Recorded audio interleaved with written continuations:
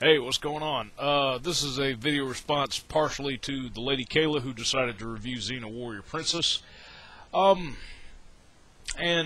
this is not a one-up, but I just wanted to throw a recommendation out to her in case she was interested in this show, or just for anybody else that happens along with this video. I want to review Season 1 of Hercules: The Legendary Journeys, and how great of a show is. But before I get to that, let me say right now, I enjoyed your review of Xena Warrior Princess. I thought it was very good. Unfortunately, I haven't watched it entirely all the way through. If I get back along with, I have this in Season 2. If I can get to collecting the rest of the seasons on DVD, I'll try and pick up Xena along with it so I can get to see it all the way through.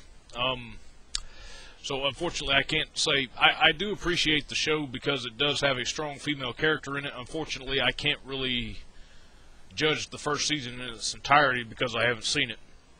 So, but anyways, on with the review of this. Hercules, I started watching this back when it came on.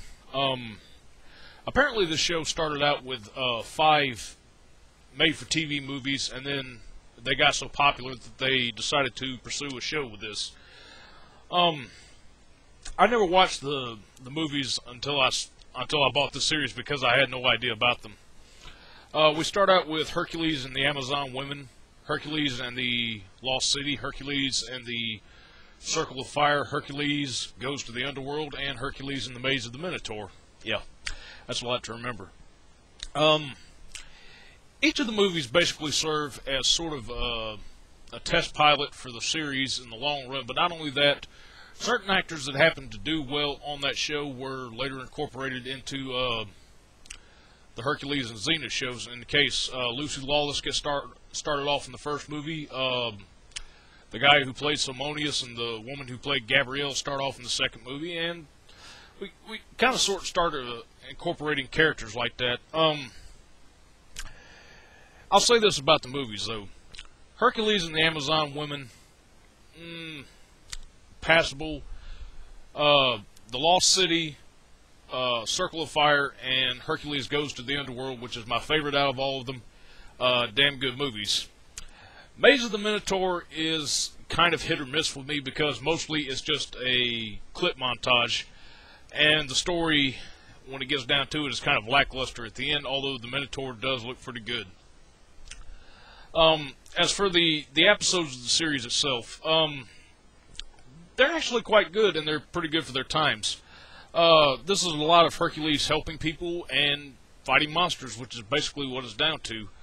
I think Kevin Sorbo does a good job as Hercules, and if anybody out there is, like mythology buffs or elitists, obviously the show is not going to entirely follow the myths. I think the myths are a little too dark to incorporate onto syndicated network television, so you're not really going to see too much. I mean, there is dark stuff in here, but you're not really going to see any outrageous parts of Hercules' life as they were actually portrayed in the mythologies. We start out, like, with movie 3, we get introduced to Daenerys, who becomes Hercules' wife, and then by the 4th movie we get the 3 children, and unfortunately all of them are killed off in the first episode of the series. And this basically sets off Hercules on his quest for vengeance on Hera, but also to, try and find a peace of mind and realize that the hero that he is needed throughout the land of Greece. I like Daenerys while she's in this. She's a pretty cool character, and, even so much so in movie 4, I think that's especially where her character actually shines the most, and unfortunately through deception, her first death is engineered, but she's still, what she was willing to sacrifice for the love for Hercules was pretty cool. The plot mostly centers around Hercules having problems with Hera, who is Zeus's wife and Hercules' stepmother. She pretty much just hates humanity, and Zeus, who wasn't really around. I mean, like, he's in the first 5 movies. He wasn't really around for Hercules' young life, and he's really the only thing that protects Hercules from Hera. Besides the fact that he's trying to do good to stop her, the psychology of the problem with Hera is that she hates Hercules, not just because that he's trying to foil her, a lot of the evil that she's doing throughout the land, but more for the fact that Hercules is a constant reminder of Zeus's infidelity, because Hercules is a demigod and his mother is human. And that's basically the root of the problem. And that's kind of an interesting thing to go on, because, you know, throughout the mythology, Zeus was always, you know, running around and, you know, messing with mortal women, and, you know, Hera is just kind of one of those women that you might read about, you know, that no matter how much their man cheats on them, she'll still stick by him, or just do anything she can to hold on to him, but there are constant reminders, like Hercules, of that problem. Other characters that pop up throughout this show, Aeolus. Aeolus is a fighter like Hercules. He's pretty much like a Wolverine, except that he doesn't say bub. And he's pretty funny. Salmoneus is pretty much the same thing. He's cowardly, he's a cheat, a little bit of a con, and a dumbass, but he's still pretty funny. And this could be a problem for the show if, like, those three characters, well, if Aeolus and Salmoneus were constantly following Hercules around. Because I think one comic relief in a group is enough, but, you know, if you have two of them, that's a little bit of overkill. Look what happened to Transformers with all of those useless characters that they had around. But it's to a point to where, you know, except on occasion, Aeolus and Salmoneus never appear in the same episode with Hercules, but sometimes we get Hercules by himself having some adventures, which is pretty cool. And I like a lot of the monsters that he fights in this series, too. Now, the one thing you have to remember about this, if you're going to sit there and crack on the way that the monsters look, this was a TV show with a TV budget in the mid-90s that used CG. So, you know, a lot of the monsters are not really going to be up to par, and that's just a part of the show that you're just going to have to deal with if you don't like it. Let's see. We also get a lot of sidetrack episodes in here, too, where Hercules is not always dealing with supernatural. There are instances, like for a time when he actually has to help break up a slave trader caravan. And I think this is also an episode which Lucy Liu appears in, and this is the only other thing I know her from besides the Charlie's Angels movies. We even have another one which is just Aeolus by himself, to where I think the episode was called Pride Before Brawl, which is that the gods are always pissed off when a mortal shows too much pride, and they send down this hit woman named Nemesis, and anybody that sees her is pretty much going to die by her hand, as she works for the gods, particularly Hera, in killing somebody off. And the episode that takes place with him is pretty funny.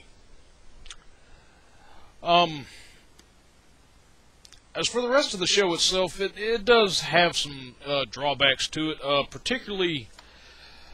Let me look for the name of the episode real quick. Yes. The Gladiator episode I didn't really care too much for. Probably my least favorite out of this season, and you know, we do have some seeds that are planted in these early episodes, which also do pave the way for other enemies to come. Case in point, the 5th episode, Ares, which involves Hercules' brother, Ares, the god of war, using young boys as soldiers for him. And I think that's actually one of the best episodes out of the series, besides the 4 episodes which introduce Xena before her own spinoff. Xena was basically told by Ares to go and kill Hercules. Or actually, I take that back. I think she wanted to kill Hercules because he was the only thing that was standing in her way of setting out to conquer the land. And this was back when she was still completely encapsulated in her bloodlust. She seduces Aeolus and tries to send him after Hercules, but that doesn't pan out. And the final 3 episodes of this series are actually dealing with Xena's, you know, starting to develop a conscience and begin her character arc into redemption. And a lot of the final 3 episodes serve as a focal point for everything, because we have Ares, we have the dog of his, which eats dead soldiers, which is brought back into this, and all kinds of crazy mayhem ensue in this. And this will plant seeds further on down the road, because we do get a lot of the revenge stories that take place in the further seasons in this. A lot of these are actually planted within this first season, so yeah, a lot of great stuff in here. No, again, unfortunately, as you talked about with Xena, we did good for the episodes that I did watch when I was young, and a few I caught in reruns here and there sometimes when it was on TV within the last few years. We do get a good, strong female character in this. Unfortunately, the show is plagued, as you said, by the fact that we don't have really any strong female characters. The closest that we have to this, besides Xena, is in the Ares episode there again. There's this female blacksmith that Ares hypnotizes and has her make weapons for the little boys that he's using as soldiers. She's kind of like a bodybuilder, and she could come off as a strong character, but the thing is that she's so infatuated with Hercules that she'll either create situations to have him rescue her, or the fact that she's just, unfortunately, I hate to say, Atalanta was her name, and Atalanta has such a potential to be a strong female character in this, but unfortunately, when it comes to fighting and common sense with battles, she doesn't really have a lot of that. So, unfortunately, a great potential female character besides Xena that you could have had throughout the series, unfortunately, is wasted. And in that regard, I am a little disappointed, as I'm sure you would be if you saw this. But aside from that qualm, this is a good series. If you enjoyed Xena, I would recommend this. And to anybody else who hasn't watched this or hasn't seen it in a long time, it's not bad. The only problem with this, you would probably find the DVD like Kayla had for the Xena Warrior Princess, because unfortunately this I bought back in like 2003 was when they released these. I have the first 2 seasons, never did get them, so you might be spared the pain of the long unfolding boxes, which I have here. I'm going to try and move these to a CD case, because these things are a pain in the neck to try and unroll and then put the disc back in. But aside from that, Hercules Season 1 has 5 movies to go along with 13 episodes, 3 of which are good in my opinion. But good stuff. I do highly recommend checking this series out.